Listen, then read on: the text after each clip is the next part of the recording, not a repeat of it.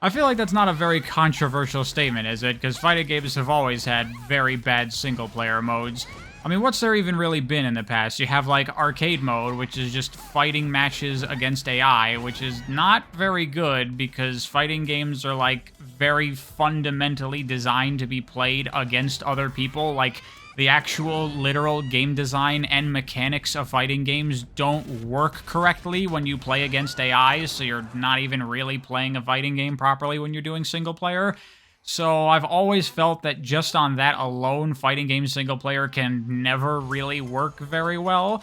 And thus far, that has been proven true to me time and time again, because arcade modes are no good, and like for story modes in the past of fighting games, there's never really been anything that good. I know there are a lot of people that like the NetherRealm story modes that they have in their games, but those are still ultimately just matches against AI interspersed with cutscenes. So really those entirely hang on the stories of those games, and at least in my personal opinion, I think that those stories are very, very bad, so I don't think those are particularly good. Smash Bros, I guess, has done fairly okay with single player in the past, with, you know, Classic and Adventure Mode, and Subspace Emissary, and World of Light, and all that.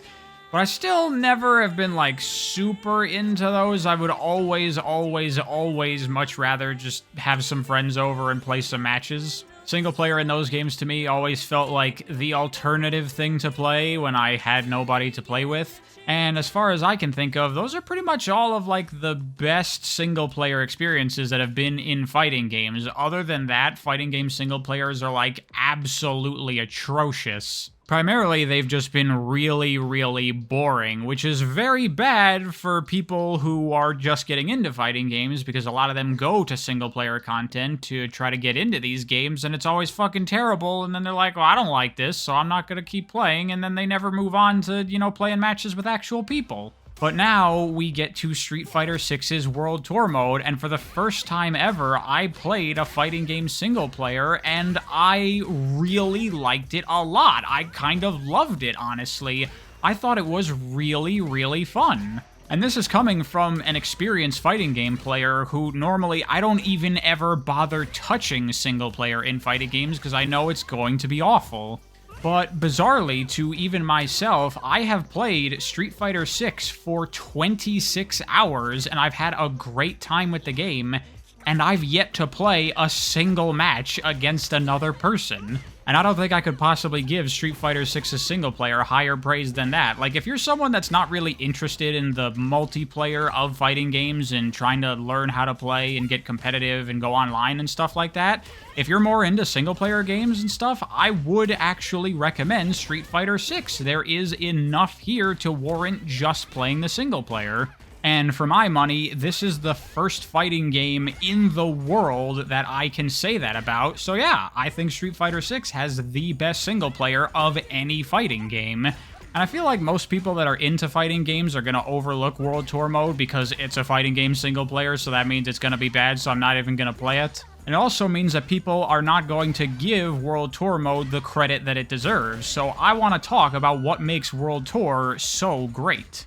First and foremost is the format of World Tour mode, the fact that it's an open-world action RPG. That is definitely not a direction I ever would have thought of for a fighting game single-player mode, but it turns out to work incredibly well. In particular, I've noticed that the way that the game is designed is fashioned very much after, like, the Yakuza games, so if you're a fan of those games, I definitely think that Street Fighter 6 will appeal to you. Because it's basically the same exact thing. You have an open world system in a relatively small map where you're primarily just walking around, you know, talking with NPCs and doing quests and stuff.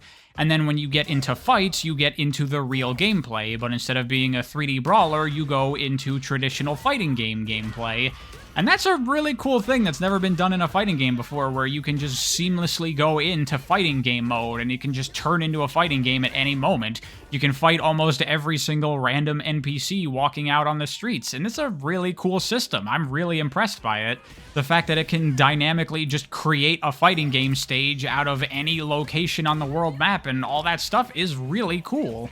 And having a more traditional single-player structure to the game makes this feel so much more engaging than typical fighting game single-players where it's just matches against AI to progress to the next match against AI, to the next cutscene, to the next match against AI.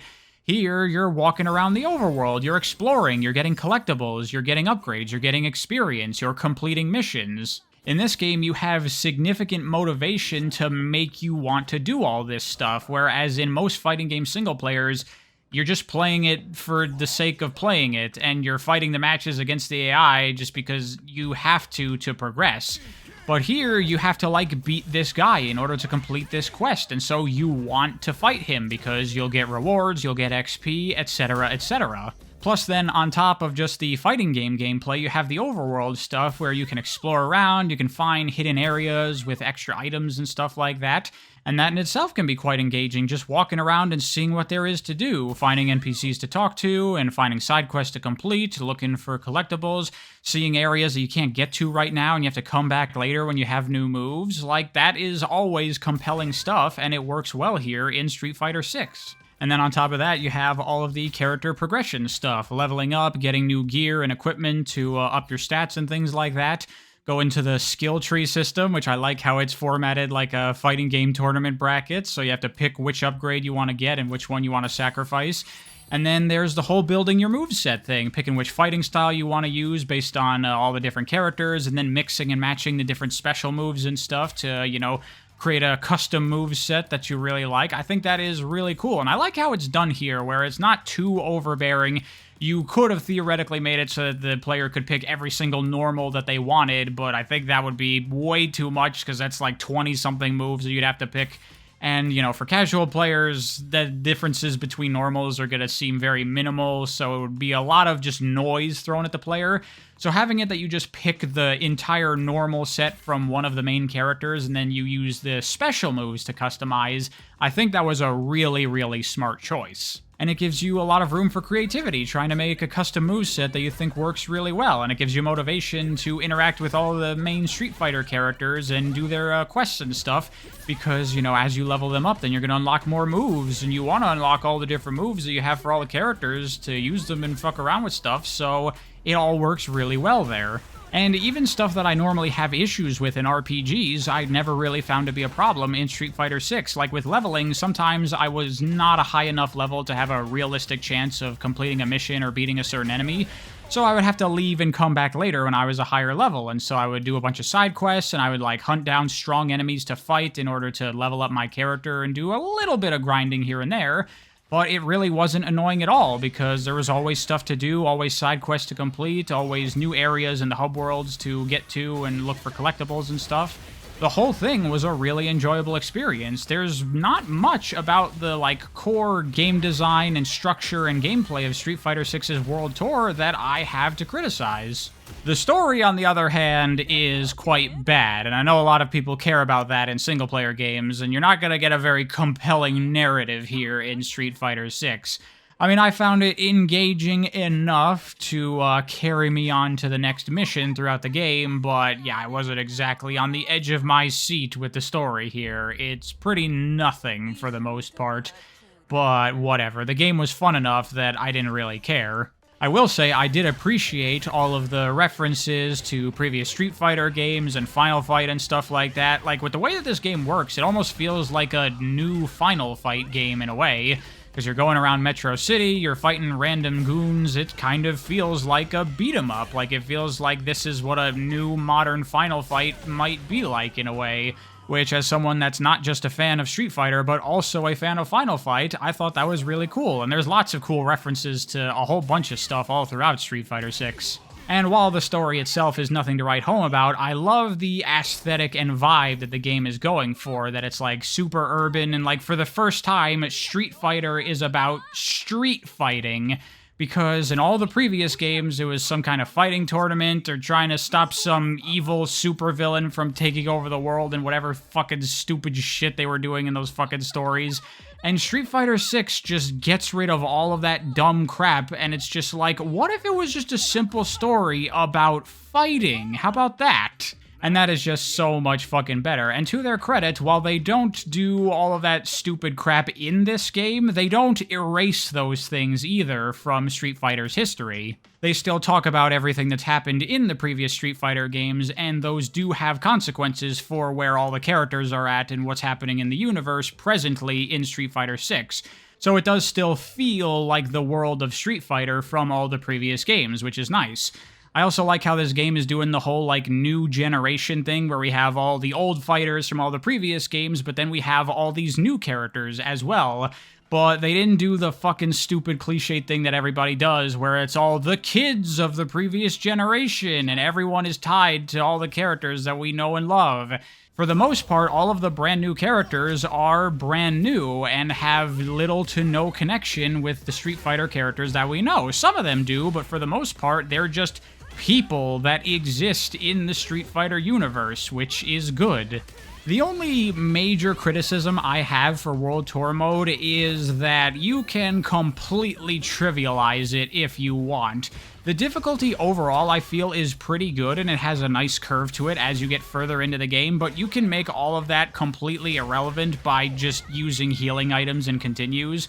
Because you accumulate continues as you play through the game, and you can use those to basically refill your health bar if you die in the middle of a fight, which is nice and all, but they completely shower you in continues, to the point where I was never even remotely close to running out, so I could just keep on healing myself indefinitely on any tough fight. And then beyond even that, just like in the Yakuza games, you can stock up on a ridiculous amount of healing items and stuff to the point where you have so much health that you're carrying on your person that it's realistically impossible for you to ever actually die. With those two things, it is very, very easy to trivialize all of World Tour mode, which is not great, but thankfully this is a problem that is very easily fixed by just not doing that.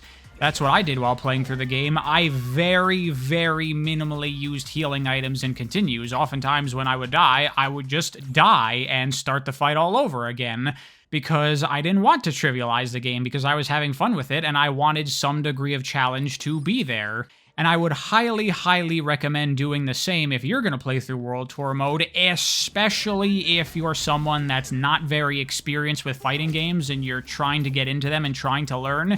Using healing items and stuff to breeze your way through World Tour mode is the worst thing you can possibly do, because the true brilliance of World Tour mode and why I like it so much is that not only is it a fun single-player game in and of itself to play, but also it's a trick. In reality, what World Tour is the biggest, most elaborate, and best tutorial that any fighting game has ever had.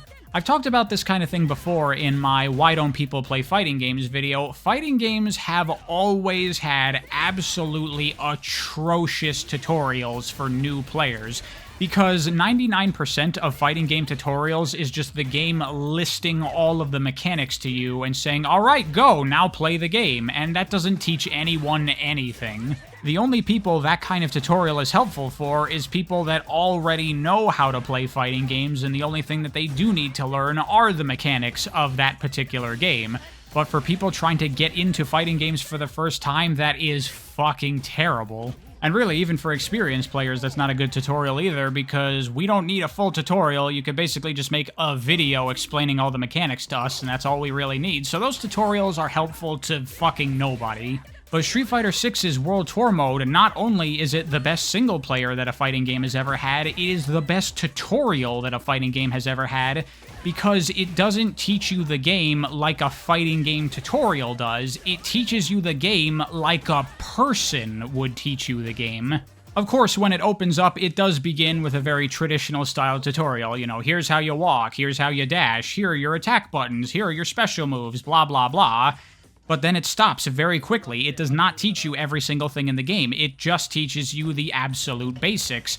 And then it says, go hit the streets, go fight some people, go out there and start playing. And that's really good, because instead of overwhelming the player with way too much information that they're not going to properly absorb, you just give them a couple of things to think about, and then you say, go do some matches, go fight some random people out on the streets, go do some missions, get the story rolling, and while you're doing that, you can figure out how to use the things that we've taught you, and then a little bit later into the game, we're going to introduce some more stuff.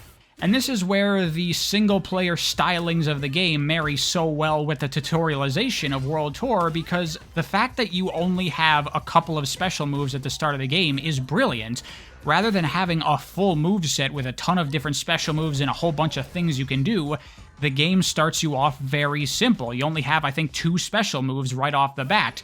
And so you get some time to familiarize yourself with those 2 special moves and figure out how they work and what to do with them. And then as you get through more of the game, you level up and you unlock more special moves, slowly adding to your arsenal of things to do and slowly trying to incorporate them into your play. And the fact that you have a limited number of special move slots is brilliant because it means that the player has to choose what special moves do they want to equip. They can't equip everything, so they need to think about which special moves they want and why. And that why is so important because it gets the player thinking about how they use these special moves. Why do I want this one over that one? Well, because this one is better for these types of situations that I run into often. And it makes the player think about the more practical applications of these special moves rather than just, these are the special moves, use them. These are the kinds of things that you need to be thinking about in a fighting game if you want to improve, and this is the kind of stuff that normally a fighting game never encourages a player to actually do. To think about their moveset and ask themselves, why do I want to use these moves? But World Tour mode so naturally and elegantly gets the player to think about that stuff without them even realizing it. It is so good. And the fact that things are slowly doled out over time, it means that instead of having a giant flood of information, instead the player gets a grasp of where they're at right now, and then they add one thing to their play, and then they have to try to learn how to use that, and then they add one more thing to their play. Like, at first, you don't even have any super moves, you can't use the drive gauge for anything, so it's very, very basic. But then over time, you start to get access to these things, and the player naturally starts to look for ways to implement them into their play because they're already comfortable with the things they already have. I was actually a bit surprised that when they finally do teach you about the drive stuff, they throw it all onto your face all at once. Drive impact, drive rush, drive parries, EX moves. I think it probably would have been better if even those things were doled out one at a time and you unlocked each different drive action as you played through the game, so that way the player could become more comfortable with each of those things individually. But still, overall, I think it's very well done here. And there are still the more traditional style of fighting game tutorials that are just there to teach you the mechanics, but I think these are well done as well, because instead of just a giant, like, class that you have to sit through, where it goes, okay, here's how you walk forward, okay, here's how you walk backwards, instead, this is spread out through the entire game, and it's optional. It's done primarily through side quests. And that's such a great way to contextualize these kinds of tutorials because the player can just not do them if they don't want to. And naturally, players don't want to do tutorials because they're annoying and boring. But if you're going to give me XP and rewards, then yes, I do want to do these missions, so people are motivated to do these tutorials. And while some of them are just basic mechanic demonstrations, some of them I feel are very practical and will teach players more important things. Like there's one of these tutorials that's just don't get hit, and you have to just block everything that the opponent is doing, and they're coming at you with both lows and overheads, so you have to identify the attacks coming at you and block everything appropriately, and that will teach players to be on the lookout for jumping attacks and low attacks, which is really good. Especially I like the ones where you have to win a fight without taking a single hit, because while the AI is very easy in these fights for the first several of them, it's still not super easy to not make a single mistake while doing these, and so it forces you to be very careful and mindful with how you play. It gets you to start watching the opponent and looking out for signs that they're going to start throwing out attacks so that way you can avoid them, which is good. That's the exact kind of real practical skills that you're going to need in a fighting game against real people, and again, no fighting game ever teaches this shit to you. Plus then you have the modern control scheme, which I think is a very smart choice because a lot of people have issues with motion inputs and stuff, and I totally get that. But what's good about the modern control scheme is that it's the training wheels. It's not something that's going to work as an adequate replacement for the classic controls, because there are so many negatives to using the modern control scheme. You only have access to half your normals, you can't control the strengths of your special moves, and also, very importantly, you can't equip that many special moves because there's only so many different combinations of a direction plus the special move button that eventually you're going to unlock more special move slots than you can use with the modern control scheme.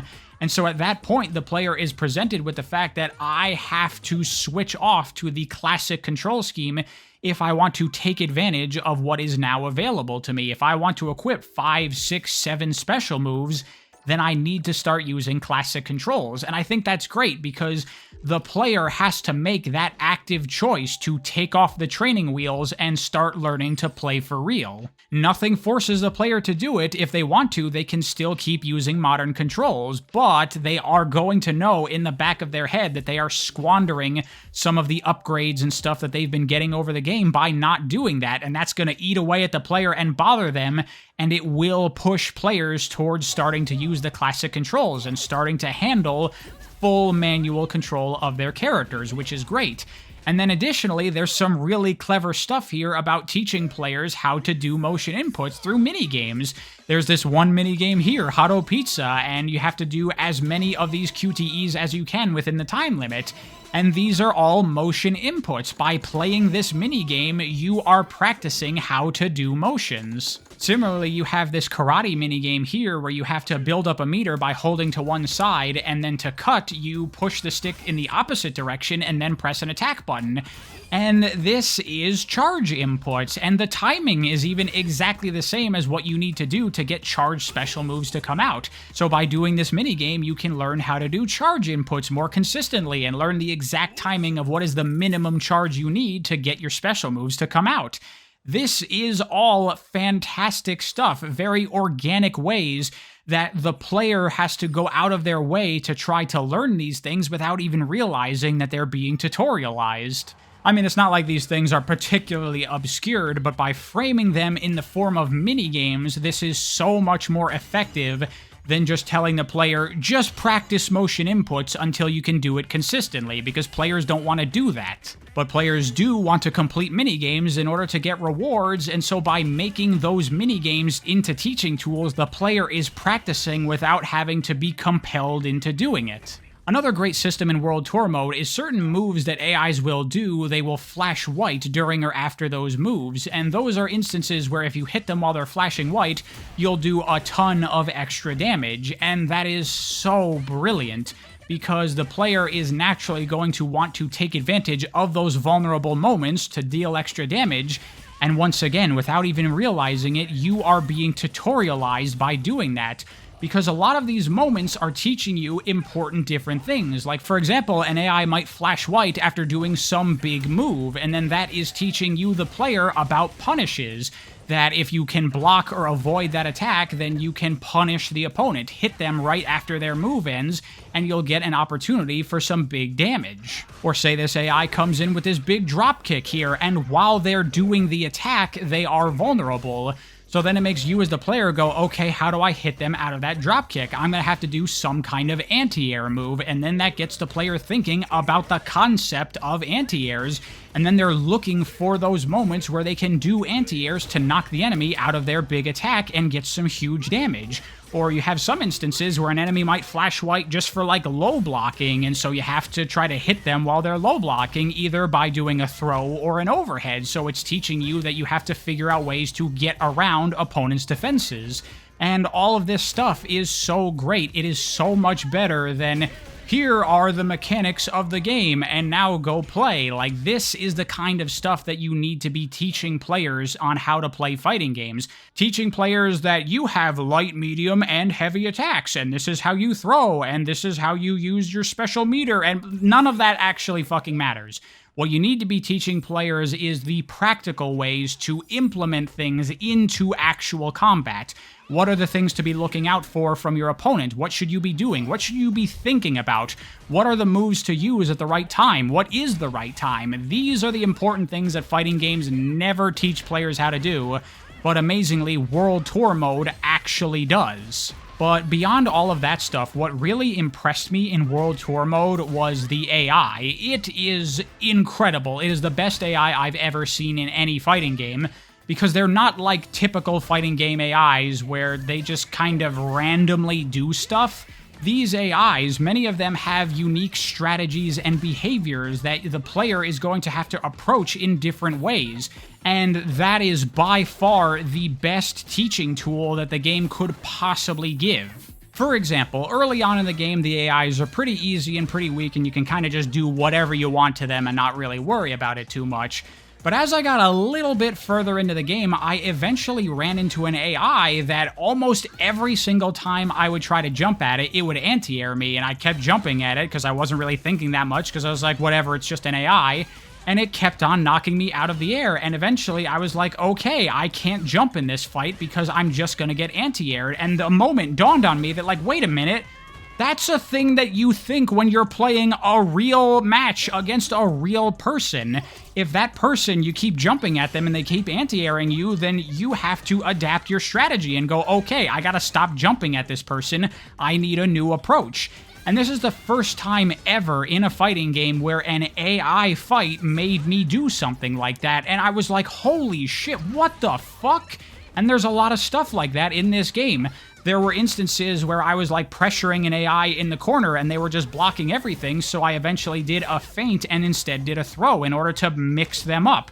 And it's like, what the fuck? You don't mix up AIs, that's not a thing in fighting games, but it kind of felt like it was playing against these AI. I was especially really impressed when you get to the first tournament in the game, and the first match that you have in this tournament is against this dude who keeps spamming Tatsus constantly, and it was like, bro, this is so real. Like, there are people like this that don't really know how to play well, but they figure out that if you just spam this one special move, then bad players struggle to deal with it, so they just do that all the time, and you run into this guy, and you have to adjust your strategy and adapt to the fact that he's constantly doing Tatsus all of the time.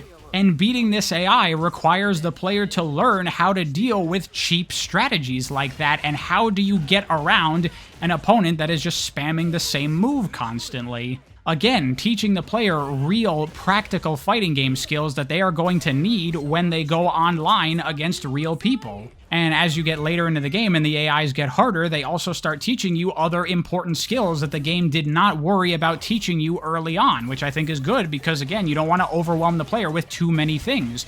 Like, early on in the game, the AIs don't really punish that much. If you do something very unsafe, generally you can get away with that without really worrying about it too much. But once you get later on in the game, the AIs absolutely will start to punish you if you do something that's unsafe on block, and so you have to start to realize, okay, I gotta stop doing stuff that's unsafe on block, and it encourages the player to learn a little bit about frame data. You don't have to learn the specific stuff, but you do learn that if the AI blocks that move, then they're gonna be able to hit you back, so stop doing that move, and then through that, that teaches you important things like hit confirms and all kinds of other practical skills. If you look at my early footage, then I do a lot of button into Tatsu or button into special move, not really caring very much. But then if we go to later footage, you see me doing a lot more of kind of almost footsies, where I'm doing a lot of normals, I'm doing them from decent ranges, and when I do special moves, I do stuff that's generally safe on block that will keep me in the advantage so I can keep pushing the attack. And sure, I already know about this stuff, but I wasn't doing it in World Tour mode early on because I didn't need to, because I was like, whatever, I'm just fighting AIs, so I don't really care that much. But by fighting the AIs in the context of a single-player game, the way that their behaviors evolved, it forced me to adjust my strategies to more effective playstyles. Playstyles that are the kinds of things you want to be doing when you fight against real people. And this is why I say you don't want to just cheese your way through World Tour mode by using healing items and continues the whole time, because then you're not going to learn any of this stuff. You're just going to throw yourself at the enemy until they die.